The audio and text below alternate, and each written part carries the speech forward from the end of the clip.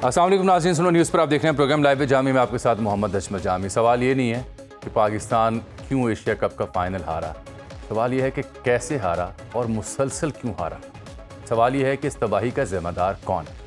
फिर अली मीन गंडापुर साहब की मुलाकात होती है आज जेल में इमरान खान साहब से। मेरे पास खबर है कि 2 अहम टास्क दिए गए उन्हें और इन टास्क का ताल्लुक मुख्तदरा से, इंटरनल पॉलिटिक्स से भी जुड़े मामला हैं।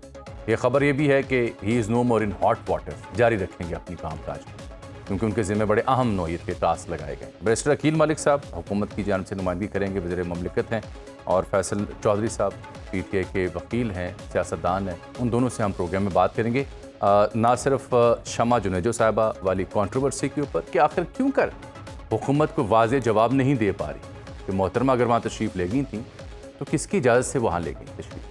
पूरी दुनिया, तमाम मीडिया हाउसेस सवाल उठा रहे हैं और हुकूमत अभी लाजवाब है। कोई मजबूरी है या कोई और मसला है। और फिर साथ हम देखते हैं कि इमरान खान साहब से जो मुलाकात हुई अली मीन गंडापुर की, उसके नताइज क्या निकलते हैं। साथ जो भारतीय रवैया था कल एशिया कप में जीत के बाद, बिलखुसूस उनके प्राइम मिनिस्टर की जानिब से, वो बड़ा शर्मनाक था। हालांकि उन्हीं की सदर जो हैं खातून, उनका ट्वीट बड़ा ही शाइस्ता था और बड़ा ही महज़्ज़ब था। यही नहीं बल्कि अभी कपिल देव ने भी एक इंटरव्यू में कह दिया कि खेल को और सियासत को अलग रहना चाहिए, भारत को बड़ा भाई बनना चाहिए। यानी कपिल जैसे लोग जो हैं वो सेनेटरी ड्रिवन बातें कर रहे हैं। लेकिन हमने आज नोहा पढ़ना है क्रिकेट की बर्बादी, तो इसके लिए मैंने रब्ता की सीनियर तजिया निगार हैं, स्पोर्ट्स एनालिस्ट जनाब मिर्ज़ा इकबाल बेग साहब। मिर्ज़ा साहब, जैसे मैंने आपसे अर्ज़ की शुरू में कि पाकिस्तान मैच हार गया, क्यों हारा तो सवाल ही नहीं है। अगर मैं आपसे ये सुनूं कि कैसे हारा तो मुख्सिर उदात क्या होगी? देखिए, ऐसे हारा कि पाकिस्तान ने, बहुत बहुत शुक्रिया अजमल जामी साहब, के पाकिस्तान का टीम का कॉम्बिनेशन ऐसा, और सबसे बढ़कर नालायक कप्तान कि जिसकी खुद 11 रुकनी टीम में जगह नहीं बनती, जो उसने कल डिसीजंस लिए। आप देखें, एक तो उसकी वजह से बैटिंग ऑर्डर को शफल करना पड़ा और पाकिस्तान 113 पर 1 से 146 पे ऑल आउट हो गया, यानी कि 20 ओवर भी नहीं खेल सका। फिर हम मैच में वापस आए, 20 पे 3 उनके आउट करके, और फिर उसके बाद मैच हमारे हाथ से निकल गया और आखिरी ओवर में फिर हमारे पास मैच था, लेकिन हारिस रऊफ को उसने ओवर दिया। टीम का सिलेक्शन कौन करता है? किसे वकील करें, किससे मुंसिफी चाहें? टीम का सिलेक्शन वो लोग करते हैं, कोई चीफ सेलेक्टर है नहीं। और जो टीम आपने भेजी, इसमें 5 ओपनर्स थे, कोई कॉम्बिनेशन नहीं। जो कप्तान आपने बनाया, वो 11 रुकनी टीम में जगह नहीं बना सकता। उसने लास्ट ईयर नवंबर में अपना पहला T20 खेला। बहुत सारे मामलात हैं, फैसले ऐसे हुए मैदान में कि उन फैसलों की वजह से आप देखें कि कप्तान बॉलिंग कराने से बचता है। अजमल जामी साहब, उसने 1 ओवर भी नहीं कराया और उसने मोहम्मद नवाज से सिर्फ 1 ओवर कराया, जिसमें उसने 6 रन दिए और बाकी 3 ओवर उससे नहीं कराए। और इस पूरे टूर्नामेंट में मोहम्मद नवाज से 12 ओवर्स कराए सलमान अली आगा ने, और वही मोहम्मद नवाज जिसने ट्राई नेशन में 10 विकेटें ली, फाइनल का मैन ऑफ ये द मैं मैच नहीं हुआ। समझ तो पा स्ट्रैटेजी रहा कहां नजर मिर्जा आती साहब, है? मैं नहीं समझ पा रहा कि ट्राई नेशन में सबसे सक्सेसफुल बॉलर ये, 5 विकेटें भी उसने ली और अच्छी रिदम में नजर आ रहा है, और एशिया कप के 6 मैचेस में सिर्फ 12 ओवर, यानी कि 2 ओवर फी मैच, तो क्यों इसी खिलाया? से तो आपका इसी से कप्तान की आप जहानत का अंदाजा लगा सकते हैं ना, कि वो किस तरीके से स्ट्रेटेजी प्लान कर रहा है, कि जिसको माइक हैसन कहता है, जो हेड कोच, कि वो दुनिया का बेहतरीन लेफ्ट आर्म स्पिनर है, लेकिन उसको आप बॉलिंग ही नहीं दे रहे। मेरी समझ में नहीं आ रहा। जो स्ट्रेटेजी थी वो बड़ी मायूस कुन थी, और जिस तरीके से उसने 2 ओवर्स पहले फहीम अशरफ से जामी साहब करा लिया। आप तो क्रिकेट से बहुत दिलचस्पी रखते हैं, फिर उसके बाद तीसरा ओवर कराने की क्या जरूरत थी? हारिस रऊफ से आखिरी ओवर, उसे पता है कि हारिस रऊफ तेज गेंद कराने के चक्कर में इरेक्टिक हो जाता है, लेकिन कराया उसने। तो मेरे ख्याल में जिम्मेदारी सब पर आयद होती है, जो कोच है, हेड कोच। मुझे तो वो ब्लड प्रेशर के मरीज लग रहे थे जब टेलीविजन पर उनको दिखाया जा अल्लाह रहा था अकबर। कि कहीं खुदा न खास्ता वो नीचे ना कूद जाते, हाइट पर बैठे हुए थे। तो मिर्जा साहब, हालात अगर कुछ ऐसे हो अगर चुके हैं, आखिरी कोच तो हो आखिरी चुके हैं आखिरी आखिरी ओवर अगर शाहीन शाह अफरीदी से करवाया जाता तो नतीजा जी। बदल मुख्तलिफ हो सकता था। वही प्लानिंग कप्तान ग्राउंड में होता है जामी साहब, उसको सोचना है कि किसको किसके ओवर बचा के रखने हैं, किससे ओवर कराने हैं, उसकी समझ में ही नहीं आ रहा था। उसने कोई प्लानिंग ही नहीं की। मैं तो हैरान होता हूं, अब क्या एक और कप्तान बदलेगा? क्या म्यूजिकल चेयर का गेम फिर शुरू हो जाएगा? शाहीन शाह अफरीदी, बाबर आजम, मोहम्मद रिजवान, बाबर सलमान अली आजम अब आगा, वापस आ अब रहे हैं। कौन आएगा? क्या जी, बाबर आजम की वापसी अब यकीनी दिखाई दे रही है आपको? आपका सवाल मेरी मैं अर्ज समझ कर में रहा हूं नहीं कि आया। आपको क्या लगता है बस सारी सूरत हाल कि जब मिडिल ऑर्डर लड़खड़ा जाती है, मिडिल ऑर्डर खड़ा ही नहीं हो पाता, तो एक बार फिर बाबर आजम की वापसी होगी टीम में, मोहम्मद रिजवान की वापसी होगी? जी, ये तो उन अक्लमंदों को सोचना चाहिए जिन्होंने फैसला किया था कि उनका स्ट्राइक रेट कम है। और आपके कप्तान का कितना स्ट्राइक रेट है? 113 का, 72 रन उसने 7 मैच खेले, 6 इनिंग्स में उसने बैटिंग की, 72 रन बनाए। तो ये तो सोचना चाहिए ना कि स्टेबिलिटी नहीं है आपके मिडिल ऑर्डर में। आप 113 पर 1 से 146 ऑल आउट हो जाते हैं तो कहाँ स्टेबिलिटी है? तो मेरे ख्याल में बाबर और रिजवान को ये बुलाएंगे, लेकिन क्या बाबर और रिजवान ये कह रहे थे कि वो ओपन के ऊपर इसरार करते हैं? तो ओपनर तो आपके पास है साहबजादा की सूरत में, तो अब उसको मिडिल ऑर्डर में उनको एडजस्ट करेंगे, क्या करेंगे? सोचना पड़ेगा। इस सिलेक्शन कमेटी का कोई सरबरा ही नहीं है जिसकी अकाउंटेबिलिटी हो। कौन जवाब देगा? आप खुद सोचिए ना। मिर्जा तो अब साहब, देखते हैं कि क्या होता है, क्योंकि 4 महीने बहस सोशल मीडिया पे बड़ी शिद्दत से जन्म ले चुकी है कि जैसे हमारे अक़वाम मुत्तहिदा में कुछ लोग थे जिनके बारे में अता पता नहीं है और कहा जा रहा है कि शायद सिफारशी या पर्चियाँ थीं, इसी तरह से कौमी टीम में हुसैन तल्लत हूँ कि विकेट कीपर हारिस हूँ, या कप्तान सलमान अली आगा बेहसियत कप्तान हूँ, या हारिस रऊफ हूँ, ये वाकई पर्चियाँ हैं? देखिए, हारिस रऊफ को तो पर्ची नहीं कह सकते, लेकिन उसकी कारकर्दगी में तसलसल नहीं है। और आप सलमान अली आगा हुआ, मोहम्मद हारिस विकेट कीपर हुआ, आप देखें कल कैसे निकल के उसने मारा, सिफर पे आउट हो गया। जब आपको जरूरत है टीम की तो आप ऐसे आउट हो जाते हैं। फिर उसके अलावा हुसैन तलत एक मैच में मैन ऑफ द मैच हुआ, कल उनसे बॉलिंग ही नहीं कराई। मेरे ख्याल में बहुत सारी चीजों में तब्दीलियों की जरूरत है जामी साहब। जब तक ये तब्दीलियां नहीं होंगी, हम ऐसे ही रुसवा होते रहेंगे। मैंने शायद आपके पिछले प्रोग्राम में कहा था कि अगर आप टॉप की दुनिया की 5 टीमों के मुतालिक निकालें कि England, Bharat, Australia, New Zealand, South Africa, Pakistani team गुज़िश्ता 3 बरस में इनके खिलाफ सिर्फ 3 मैच जीती है और 25 मैच हारी है। तो आप इससे अंदाजा लगाएं ना कि हम कहाँ खड़े हैं। हम छोटी टीमों को हराकर खुशी के शादियाने बजाते हैं, मुबारकबाद के पैगामात देते हैं, तो ये क्या होगा? आप खुद सोचें। बिल्कुल ठीक। अच्छा मिर्जा साहब, मैं अर्ज ये करना चाह रहा हूं कि हमने कप्तान को भी मरूद इल्ज़ाम ठहरा लिया, टीम सिलेक्शन को भी, नाकिस परफॉर्मेंस के ऊपर भी, डोमेस्टिक क्रिकेट को भी, but at the end of the day ये सारे फैसले जो है उसकी बराह रास्त जिम्मेदारी तो पीसीबी और पीसीबी के सरबराह पर जाती है। तो मैं सौरव गंगोली की मिसाल देख रहा था, बीसीसीआई से भी उनका किरदार क्या रहा, बाकी लेजेंड्स जो मुख्तलिफ अच्छी टीमों को कोच करते रहे या उनके बोर्ड्स को हेड करते रहे। फ़र्क क्या पड़ता है जब एक क्रिकेटिंग माइंड पीसीबी को हेड करे और एक नॉन क्रिकेटिंग माइंड पीसीबी को हेड करे? कोई मवाजना क्या है? देखिए, जब नकवी साहब 6 फरवरी 2024 को पीसीबी के बाकायदा चेयरमैन बने, बोर्ड ऑफ गवर्नर्स ने मंजूरी दी, उसके बाद आए, उन्होंने कुछ ही अरसे के बाद एक प्रेस कॉन्फ्रेंस की थी। आपको याद होगा, वकार यूनुस को अपने दाएं जाने बिठाकर कहा था कि मुझे क्रिकेट का कुछ पता नहीं है, वकार यूनुस क्रिकेट के मामला चलाएंगे, मैं इंतजामी उमूर चलाऊंगा। एक ही महीने के बाद वकार यूनुस चले गए, मेंटोर बन गए। तो दरअसल सवाल यहाँ ये पैदा होता है जामी साहब कि अगर चेयरमैन साहब कुछ करना भी तो चाहते हैं तो उनके मुशीर कौन लोग हैं, कौन लोग उन्हें मशवरे दे रहे हैं?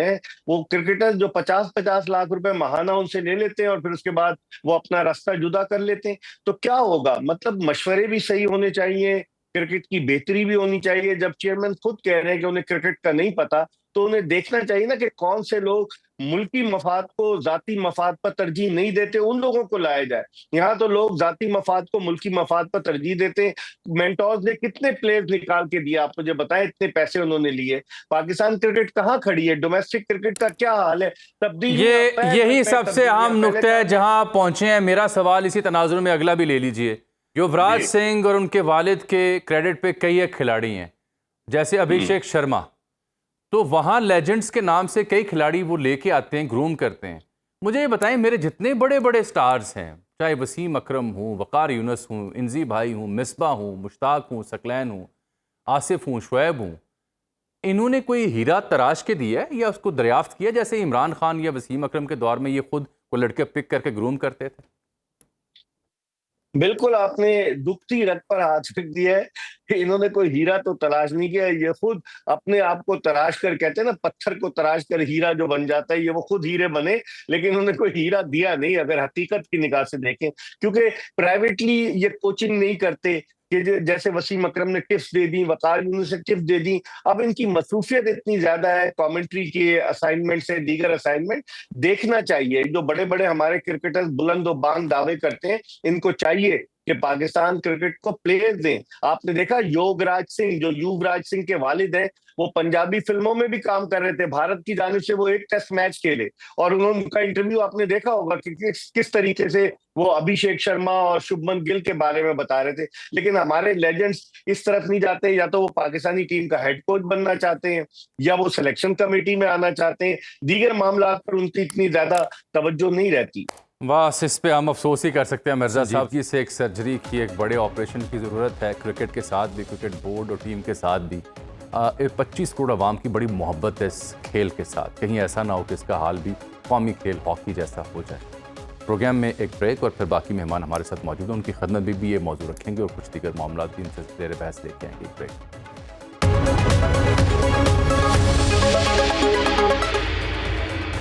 प्रोग्राम में एक बार फिर से आपको खुशामदीद कहते हैं। सूरत हाल आपके सामने है। कौमी क्रिकेट टीम की जो परफॉर्मेंस थी नाकिस रही, लेकिन उसके बाद जो पोलिटिसाइज़ किया जिस तरह से बिलखुसूस भारतीय वज़ीर आज़म ने, वो भी एक अलमिया है। दुनिया की तारीख में ऐसे घटिया तरीन वाक़यात देखने को सुनने को नहीं मिले जो नरेंद्र मोदी से मनसूबा। और मैंने अर्ज़ की आपसे पहले भी कि इनसे लाख गुना बेहतर इनकी जो सदर हैं, भारत की जो खातून सदर हैं द्रौपदी मुर्मू, उनकी जो ट्वीट थी वो मोदी को आईना दिखाने काबिल थी कि कैसे एक जो ज़िम्मेदार है रियासत का, वो कैसे अपनी टीम की फतह पर क्या अल्फाज का चुनाव करता है। उन्होंने सादगी से अपनी टीम को मुबारकबाद दी और कहा कि ये अनबीटन टीम है, अच्छी बात है, खेल का मैदान है, कभी वो जीतते हैं कभी हम जीतते हैं। लेकिन जिस तरह से नरेंद्र मोदी ने अपनी सियासत के लिए, अपनी राजनीति के लिए, हिंदुत्व की तरवीज के लिए जिस तरह से उन्होंने ये घटियापन का मुजाहरा किया, कि बदमज़गी पैदा की, और उन्होंने खेल के मैदान में भी जंग और नफ़रत का प्रचार किया, ये इस बात का सबूत है कि नरेंद्र मोदी की क़यादत में जो भारत है उसका बहसीत मजमूई मिजाज क्या है। मोहसिन नकवी को भी जवाब देना पड़ा, उन्होंने जवाब दिया। उन्होंने कहा कि जो असल स्कोर है, जो असल परफॉर्मेंस है, वो तारीख में लिखी जा चुकी है। और तो और डोनाल्ड ट्रंप भी अब कह रहे हैं कि 7 तैयारे मारे गए। प्राइम मिनिस्टर ने भी यूएन असेंबली में ये बात की। तो ये वो सुबकी है जिसको मिटाने के लिए खेल के मैदानों में जो जीत मिली इंडिया को, उसका सहारा ले रहे हैं नरेंद्र मोदी। लेकिन ये तो खैर हमारे जज्बात हैं जो हक़ाइक़ पर मबनी है। असल मसला वही है कि ये जो कौमी क्रिकेट टीम की तबाही है, वो खेल जिससे 25 करोड़ आवाम को बड़ा मोहब्बत, बड़ी इश्क और बहुत लगन है इनकी, गली मोहल्लों में क्रिकेट खेली जाती है, उसका बेड़ा गर्क क्यों हुआ है। सिफारशी कल्चर, पर्ची कल्चर, पुअर सिलेक्शन कमेटी और पीसीबी की बहसीत मजमूई मैनेजमेंट, उसके ऊपर सवाल उठ रहे हैं। साबिक प्लेयर्स मोहम्मद हफीज़, राशिद लतीफ़, ये भी सवाल उठा रहे हैं। इस पर बात करनी है हमने। फिर इस सब के बीच ये तो एशिया कप आ गया ना, तो 24 से 48 घंटों के लिए तवज्जो मबजूल हो गई। असल मसला वही है चूँ कतूँ कि अक़वाम मुत्तहिदा में शानदार किस्म की तकरीर की वज़ीर आज़म ने। उससे पहले फील्ड मार्शल और प्राइम मिनिस्टर की बहुत ही अच्छी मुलाकात रही डोनाल्ड ट्रंप के साथ, और पूरी दुनिया उसके ऊपर तारीफ़ कर रही थी। और भारत से उठने वाली चीखें और तनकीद इस बात का सबूत थी कि how successful was that meeting. लेकिन ये दो जो अहम तरीन माइलस्टोन थे, इनका बेड़ा गर्क कैसे हुआ? इनका बेड़ा गर्क दो और ऐसे मामला से होता है। एक, मोहतरमा शमा जुनेजो साहबा की कंट्रोवर्सी के ज़रिए, कि वज़ीर दिफा को भी इल्म नहीं कि वो वहाँ कैसे पहुँची। वज़ारत ख़ारजा भी लाताल्लुक़ का इजहार कर रही है, वज़ीर कानून भी लाताल्लुक़ का इजहार कर रहे हैं। तो फिर सवाल वहीं का वहीं है कि सीक्रेट फाइलों तक रसाई हासिल करने वाली मोहतरमा, वो जो भी हैं अपना बयान खुद देंगी, लेकिन हम वैसे पाकिस्तानी सहाफ़ी सवाल उठाने पर मजबूर हैं कि how come she was there. उनको तमगा दिया गया और फिर हुकूमत कहती है कि हम इन्हें जानते नहीं हैं। ये तो बहुत ही बड़ा ब्लंडर है, पीछा करेगा, ताक़ुब करेगा नून लीग की सरकार का। और दूसरा मसला आपने देखा, ख़ास साहब ने जो मेहदी हसन को इंटरव्यू दिया, वो आपके सामने। आज एक और डेवलपमेंट हुई कि बिलाखिर अली अमीन गंडापुर साहब, इमरान खान साहब से जेल में मुलाकात हुई अचानक, और बड़ी तवील मुलाकात हुई, 3.5 घंटों पर मबनी मुलाकात थी। उसमें क्या तय पाया, इन मौज़ूआत बात करने के लिए आज हमने ज़हमत दी है प्रोग्राम में। मेरे साथ शरीक गुफ्तगू हैं पाकिस्तान मुस्लिम लीग नून के सीनियर रहनुमा, वज़ीर ममलिकत बराए कानून इंसाफ जनाब बैरिस्टर अकील मलिक साहब, और पाकिस्तान तहरीक इंसाफ के सीनियर रहनुमा मुमताज़ कानूनदान जनाब फैसल फरीद चौधरी साहब। सबसे पहले मैं ज़रा फैसल साहब से बात करना चाहूँगा बैरिस्टर साहब, क्योंकि अब आप जवाब दिए हैं दो मामला की वजह से। फैसल साहब, क्रिकेट नाल क्यों है? शुक्रिया जामी साहब। क्रिकेट नाल वही होया कि मुल्क नाल हो रहा है जो इन्हों की हुकूमत जो है बाकी इदारों के साथ कर रही है, अदलिया के साथ कर रही है, जमहूरियत के साथ, पार्लियामेंट के साथ, इलेक्शनों के साथ। तो वही क्रिकेट के साथ भी हो गया। मतलब एक बड़े अरसे के बाद एक हम क्लोज गए थे, और फिर भी पर्ची वाले जो है वो आ जाते हैं। यानी आप अंदाज़ा लगाइए कि इतनी आमियाना किस्म की टीम है कि एक पहली इनिंग्स देख चुके हैं, 12 ओवर स्पिनर्स ने कराए हैं और फास्ट बॉलर्स की वहां पे नहीं बन रही, तो आपने 4 ओवर स्पिनर्स के रहते थे और एक फास्ट बॉलर जो कि किसी की पर्ची लगता जो है हारिस, उसको आपने रखा है और उसने जो है वो तया पाचा करा दिया। किसकी पर्ची है जी वो? इसी तरह से आप देखिए कि एस्टेब्लिशमेंट की किसकी पर्ची? जामी साहब, जो मिलिट्री डिप्लोमेसी है ना, हाँ वो पाकिस्तान की बहुत कामयाब हुई है। हाँ ये गुजरते हुए इंटरनेशनल सिक्योरिटी सिनेरियोज चेंज हुए हैं, उसमें जो मिलिट्री डिप्लोमेसी पाकिस्तान की आर्मी की लीडरशिप ने की है वो कमेंडेबल है।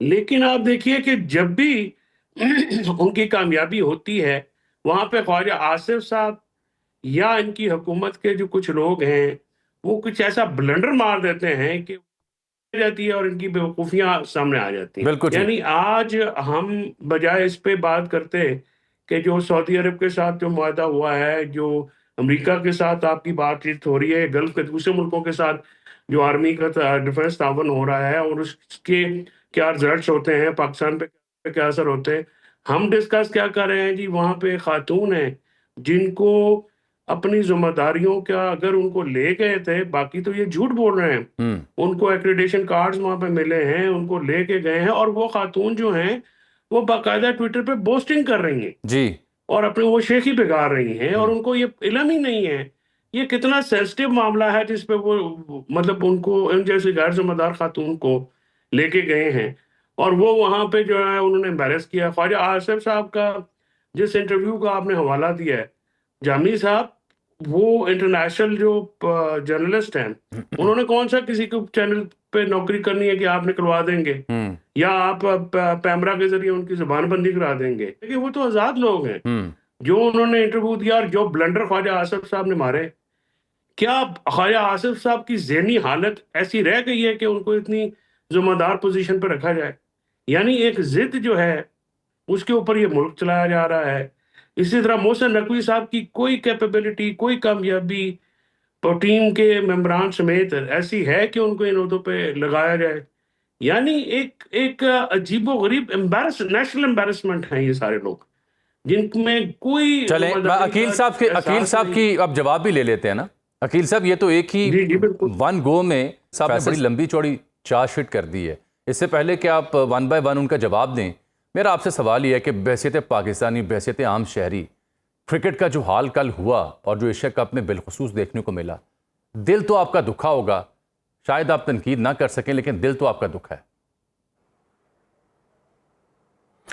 बिस्मिल्लाहिर्रहमानिर्रहीम। जामी साहब बहुत बहुत शुक्रिया। बिल्कुल जी, तनकीद क्यों ना कर सकें, बस ये थे पाकिस्तानी, हम सबके दिल दुखे हैं। और बिल्कुल जो प्लेयर्स की परफॉर्मेंस थी, कोशिश तो उन्होंने की, लेकिन आखिर में आके जो उन्होंने किया, माजरत के साथ मेरी तो बड़ी दिल आज़ारी हुई और मैं समझता हूँ पूरी कौम की बड़ी दिल आज़ारी हुई इस तमाम तर मामले के ऊपर। सुनने में तो ये आ रहा था कि शायद इस टीम की कोई सर्जरी हुई है, पता नहीं रिकवर भी किया उन्होंने सर्जरी से या नहीं किया, या वाकईतन सर्जरी हुई नहीं है ना। अगर नहीं हुई तो इनको बिल्कुल मलिक साहब, जो सर्जरी होनी थी वो हुई नहीं है, मैं समझता हूँ सर। फिर मेरे ख्याल से ऐसे मरम पट्टी करके ग्राउंड में भिजवा दिया गया है। इसकी वाकईतन सर्जरी हो जानी चाहिए थी अब तक। जहाँ पे देखें ना आपके, मैं समझता हूँ कि बाबर आजम और एक दो और प्लेयर्स को जिनको हिस्सा नहीं बनाया गया इसका, मैं समझता हूँ बिल्कुल एशिया कप का वो हिस्सा होना चाहिए थे। अच्छे प्लेयर्स थे और जो बार बार ये इस चीज़ को भी देखना चाहिए कि बार बार जो है वही लोग, जो वही प्लेयर्स आपके वही मिस्टेक्स रिपीट कर रहे हैं, बावजूद इसके कि वो ट्रेनिंग्स भी उनकी हुई हैं, सारा कुछ हुआ है, वही मिस्टेक्स रिपीट हो रही हैं। तो ये फिर इंट्रोस्पेक्शन की जरूरत है कि गलती कहाँ पे है, वो मर्ज जो है उसका असल जो ये मुझे बड़ा अच्छा लगा कि आपने बिना लगी लिपटी ना खुल के बात की है। अब now let me ask you, who is responsible? और करनी भी खुल के चाहिए। नहीं, हु इज लिपटी शुगर कोट तो नहीं करूंगा ना। Who is responsible? नाम ले, हु इज रिस्पांसिबल? देखिए, मैं समझता हूं, मैं सबसे पहले तो कहता हूं कि the captain of the team is responsible, जिसने अपने प्लेयर्स को जो है, देखे ना, कैप्टन ही जो है वो अपने प्लेयर्स को करता है सारे मामलात में आगे पीछे, किसने जी कौन सा ओवर कराना है, किसने कहाँ पे फील्डिंग करनी है, किसने किस टाइम पे ओपनिंग बैट्समैन जाना है, किसने किस हवाले से देखना है। मैं ये समझता हूँ इस तमाम तर मामले के ऊपर बिल्कुल पाकिस्तान क्रिकेट बोर्ड के चेयरमैन भी, वो भी उतने ही इसमें इल्जामदेह हैं और वो उनके ऊपर भी रिस्पॉन्सिबिलिटी आती है जितनी आपके कोचेस के ऊपर आती है, जितनी आपकी कैप्टन के ऊपर आती है। देखिए इन सब तमाम लोगों के ऊपर एक जिम्मेदारी है। मैं समझता हूँ बसीयत पाकिस्तानी हम सबके दिल दुखे, हम सबकी दिल आजारी। मलिक साहब, आप नहीं समझते कि मोहसिन नकवी साहब बड़े काबिल एहतराम है, अपनी जगह बहुत अच्छा काम कर रहे होंगे? आप नहीं समझते क्रिकेट इंतहाई मोहतरम है, बहुत आप अच्छा नहीं काम समझते कर कि cricket is not his cup of tea, it's time to just say good bye? कोई प्रोफेशनल आए, कोई लेजेंड आए जो क्रिकेट टीम को संभाले। नहीं, आप इस सब के ऊपर आप पूरी कौम के जज्बात देखें क्या है सामने आ रहे हैं। मोहम्मद हफीज ने अगले रोज 2-3 पॉडकास्ट में ये बात खुल के की कि गलती सुधारने का तरीका ये नहीं है कि गलती पे दोबारा गलती की जाए, और चेयरमैन पीसीबी के जो क्रिकेटिंग सेंस है उसके ऊपर उन्होंने सवाल उठाए, और जो उनके दौर में क्रिकेट की डिटोरिएशन हुई वो खुल के सामने आ गई है, कोई कंपैरिजन ही नहीं रहा। तो अब ये अब हम वाई टू बी समवन जो अभी भी शुगर कोटेड गुफ्तगू करे। हम एक तरीके से आजी से कह सकते हैं कि सर आपके ज़िम्मे और बड़े अहम काम है, वजारत दाखिला से लेकर दीगर, छोड़ें क्रिकेट को, वसीम अकरम को मनाएं कि वो क्रिकेट बोर्ड का सरबराह बने। सौरव गंगोली ने जैसे बीसीसीआई को स्ट्रेंथन किया, ये उसका फल है जो इंडियन टीम खा रही है। सर देखिए बिल्कुल मैं इस बात से इत्तेफाक करता हूँ। ये मेरे इट्स नॉट ऑन मी या it's not for me actually to pass his judgement, या मैं कोई ऐसी चीज़ कहूँ कि वो उनको छोड़ना चाहिए नहीं छोड़ना चाहिए। मैं ये समझता हूँ कि हर फील्ड में प्रोफेशनल्स होने चाहिए, उनके ऊपर वाक़तन और ज़्यादा जिम्मेदारियाँ हैं, वो बहुत ज़्यादा काम कर रहे हैं।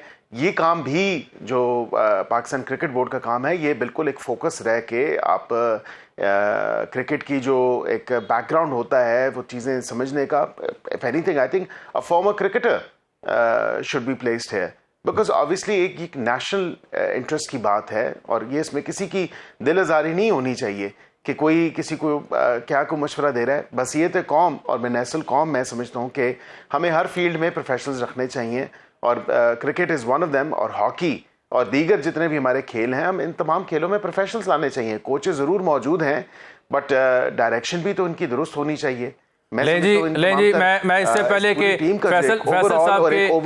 पहले कि फैसल साहब के दीगर मौज़ूआत पे मैं आऊँ, फैसल साहब ये तो कमेंडेबल है, दाद देना बैरिस्टर साहब को कि आज उन्होंने खुल के कहा कि प्रोफेशनल बंदे को right man for right job को मौका मिलना चाहिए। उन्होंने कप्तान समेत चेयरमैन पीसीबी के ऊपर भी खुल के तनकीद की। आज तो आप नहीं कह सकते ना कि ये दिफा कर रहे हैं, आज तो दाद दीजिए कि बैरिस्टर साहब आज खुल के आपकी मौजूदगी में बात कर रहे हैं।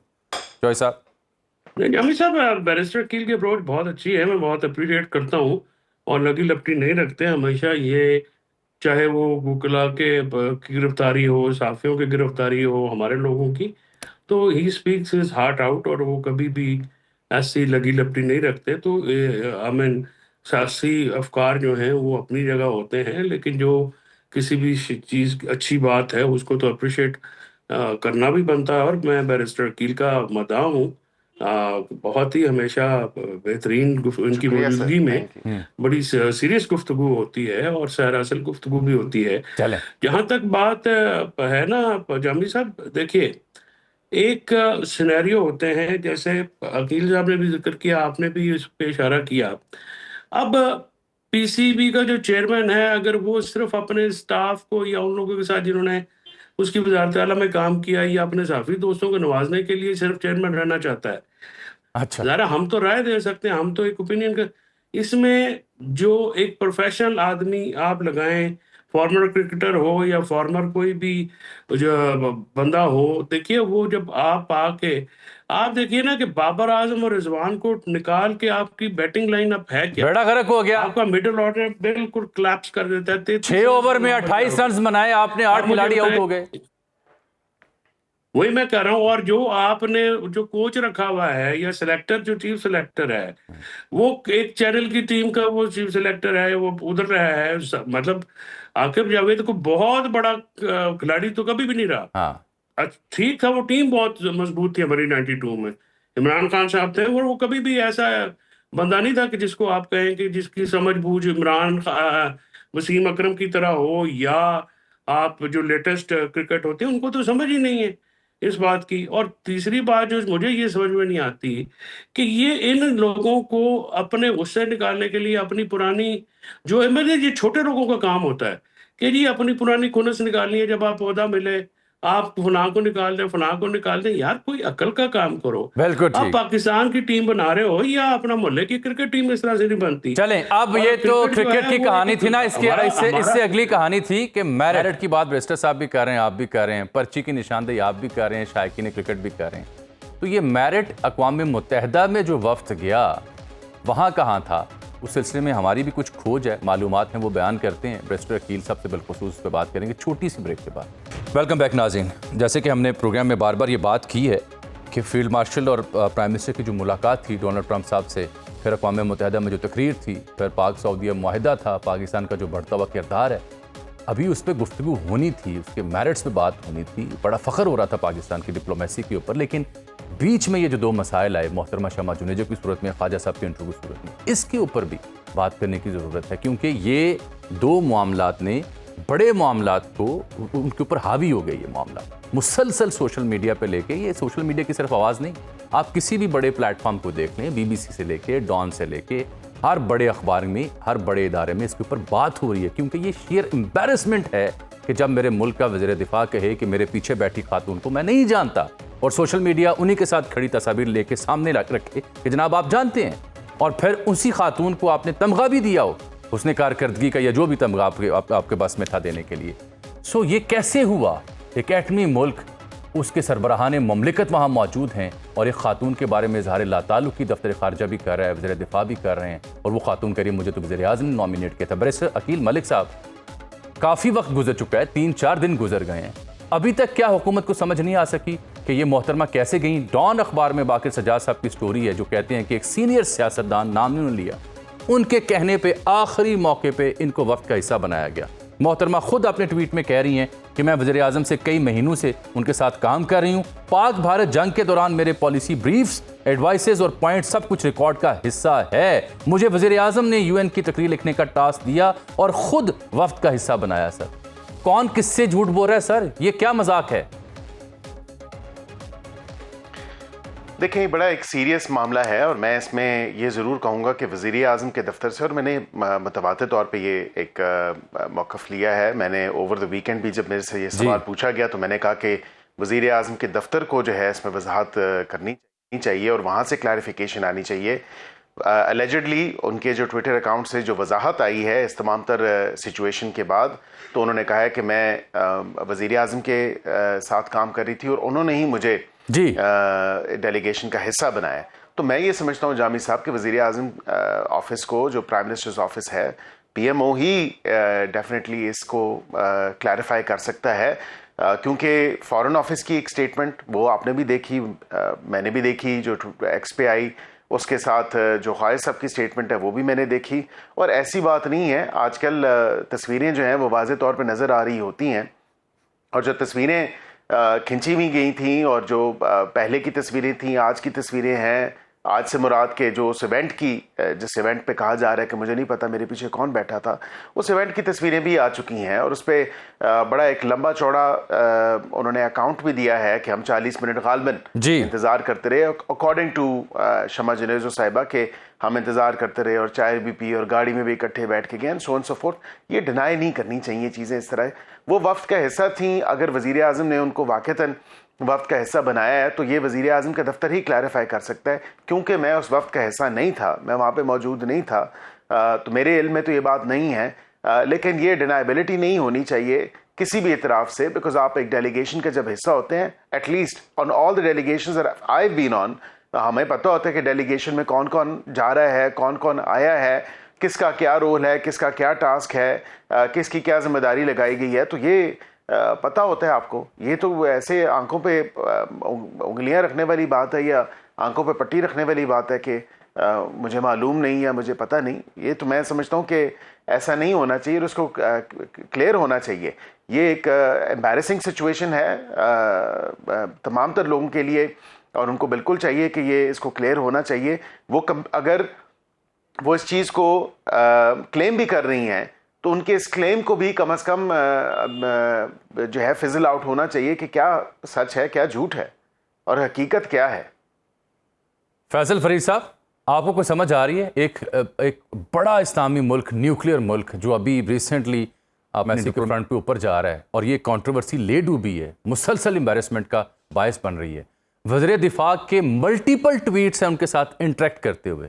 तमगा मिला तो आसन इकबाल साहब के बाद शुक्रिया अदा कर रही हैं। पाकिस्तान के यूके में हाई कमिश्नर उनको तमगा इनायत कर रहे हैं।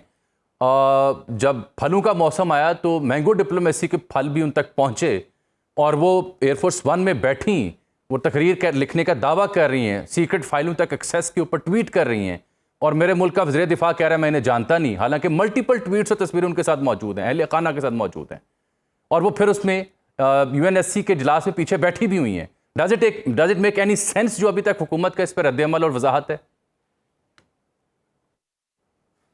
देखिए जामी साहब, जो हुकूमत का रद्द अमल है वो तो ज़ाहिर है, अगर उनके अपने वज़रा नहीं मुतमईन तो हम और आप तो बिल्कुल भी नहीं मुतमईन। यानी मैं तो समझता हूँ कि आप मुझे बताइए ना कि एक उम्र होती है, एक ज़हनी जिस्मानी सलाहियत होती है, जब आपने बंदों को भर्ती करना होता है। एक ख्वाजा आसिफ का ये पहली दफ़ा नहीं है काम, वो पिछले जब से जंग हुई है आप देखिए मुसलसल एम्बैरस कर रहे हैं वो पाकिस्तान की मिलिट्री एस्टेब्लिशमेंट को और कभी अपना हुकूमत को, अपनी जो बोंगियां मार के जो है बिल्कुल।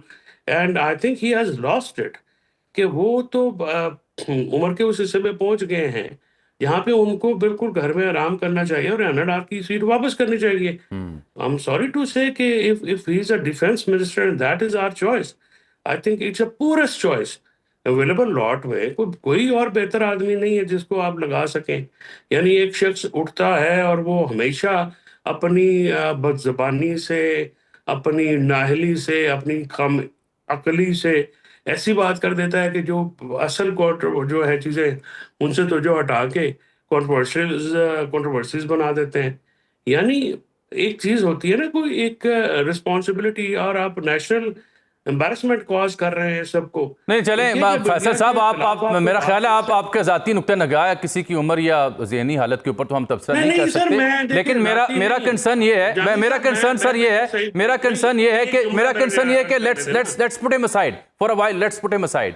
How about the foreign office? No, sir, how about the foreign office? Foreign office जो है इसका मतलब है वजीर खारजा, इसका मतलब है डिप्टी प्राइम मिनिस्टर।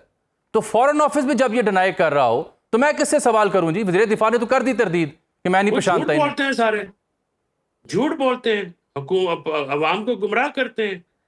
अभी तक जो है वो मामला जो है हमें तो पता ही नहीं क्या हो रहा है।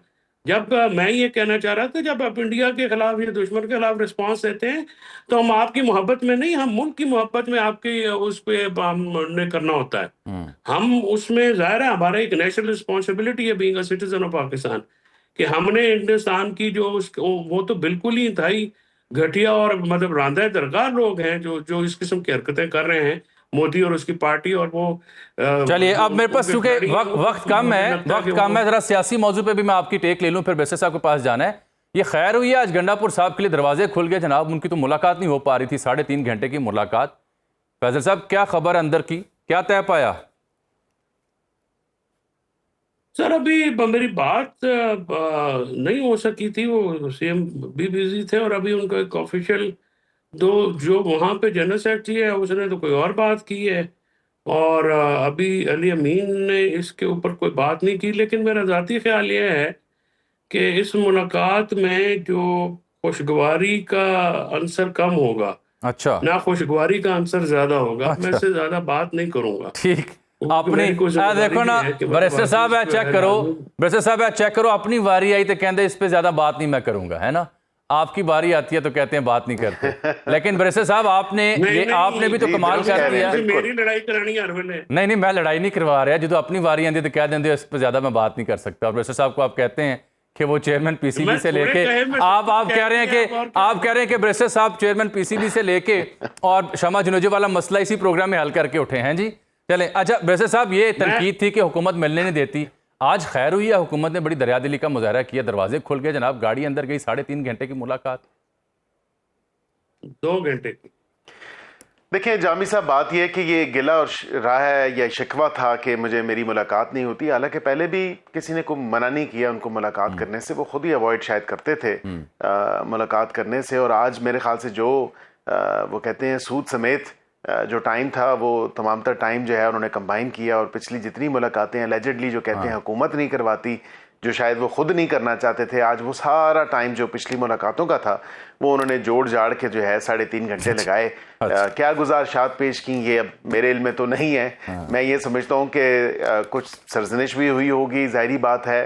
पेशावर का नाकाम जो जलसा था, पूरे पाकिस्तान से अगर आपने 5-6 हज़ार बंदा ही इकट्ठा करना था तो फिर ऐसा नहीं होना चाहिए कि खाली कुर्सियों के साथ। और वहाँ पे आप देखें एमेचर वीडियोस मौजूद हैं, वहाँ के सपोर्टर्स, वहाँ के जो लोग जो जलसा गाह में गए, जब अली अमीन साहब तकरीर करने आए उन्होंने अपने पाँव से जूतियाँ उतार लीं। मतलब अल्लाह माफ़ करे कि ऐसा माहौल बन गया, और जूते फेंकने की कोशिश की, उन्होंने फटाफट अपनी तकरीर रैप अप की और फिर चले गए।